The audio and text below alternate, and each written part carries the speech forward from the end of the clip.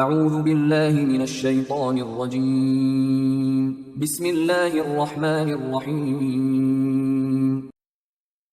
سورہ شورا آیات نمبر 11 تا 13 میں اللہ کی قدرت کی نشانیوں سے اس کی وحدانیت کی دلیل۔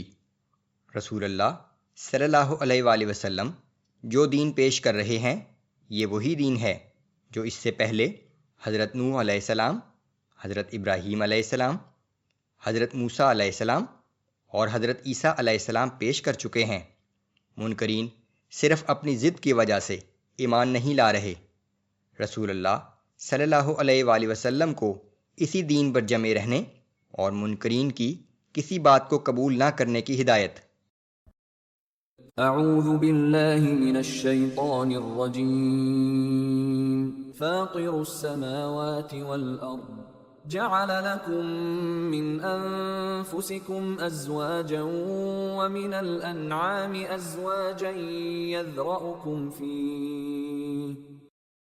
وہ آسمانوں اور زمین کا بنانے والا ہے، اس نے تمہارے لیے تمہاری ہی جنس سے جوڑے بنا دیے اور اسی طرح مویشیوں کے جوڑے بنائے اور ان جوڑوں ہی کے ذریعے وہ تمہاری نسلیں پھیلاتا ہے۔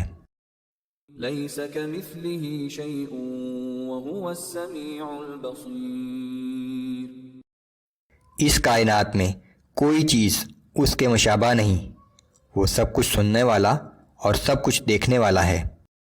لہ مقالید السماوات والارض یبسط الرزق لمن یشاء ویقدر انہ بکل شیء علیم۔ آسمانوں اور زمین کے خزانوں کی کنجیاں اسی کے اختیار میں ہیں، بلا شبہ وہ جس کو چاہتا ہے فراخی رزق عطا کر دیتا ہے اور جس کو چاہتا ہے نپاتلا رزق دیتا ہے۔ بلا شبہ وہ ہر چیز سے پوری طرح واقف ہے۔ شرع لكم من الدين ما وصى به نوحا والذي أوحينا إليك وما وصينا به إبراهيم وموسى وعيسى أن أقيموا الدين ولا تتفرقوا فيه۔ اللہ نے تم سب کے لیے وہی دین مقرر کیا ہے جس کا حکم نوح علیہ السلام کو دیا تھا اور جو بذریعہ وحی آپ کے پاس بھیجا ہے، اور جس کا حکم ہم نے ابراہیم علیہ السلام، موسیٰ علیہ السلام اور عیسیٰ علیہ السلام کو دیا تھا، اور کہا تھا کہ اس دین کو قائم رکھنا اور اس میں تفرقہ نہ ڈالنا۔ کبر علی المشرکین ما تدعوهم الیہ۔ یہی وہ بات ہے جس کی آپ مشرکوں کو دعوت دے رہے ہیں، لیکن ان پر بہت گراں گزرتی ہے۔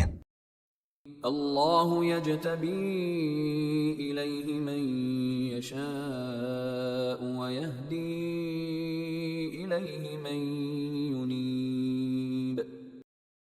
اللہ جسے چاہتا ہے اپنے لیے منتخب کر لیتا ہے، اور جو اللہ کی طرف رجوع کرتا ہے اس کی اپنی طرف رہنمائی کرتا ہے۔